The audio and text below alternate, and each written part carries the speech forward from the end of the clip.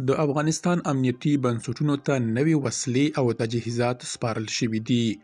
بلخوا افغانستان ډیر ژر د سیمه ایز نښلونو پر څلورلارې بدلیدونکی دی. بشپړ جزئیات په ویډیو کې تر پایه وګورئ. پاتمنو لیدونکو ستړي مه شئ.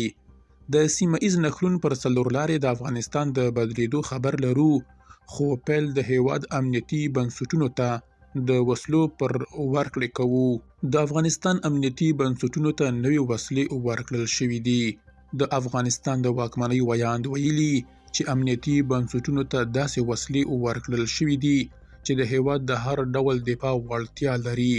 نوموړي ټینګار کړی چې یادې وسلې سترې، مهمې او د ملي دفاع لپاره اغیزمنې دي.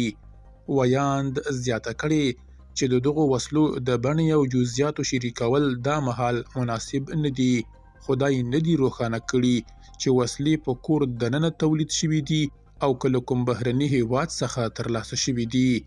چارواکي وایي چې د دفاعي ظرفیتونو پیاوړتیا د هیواد د امنیتي ثبات لپاره مهمه ده او د وسلو ترلاسول د ملي ځواکونو د تجهیز او ملاتړ برخه ده. افغانستان د سیمه ایز نښلون پر څلورلارې بدلیږي. افغانستان په وروستیو کلونو کې توانېدلی چې د مرکزي او جنوبي اسیا ترمنځ د ترانزیت انرژۍ او اقتصادي همکاریو په برخه کې مهم ځای خپل کړي.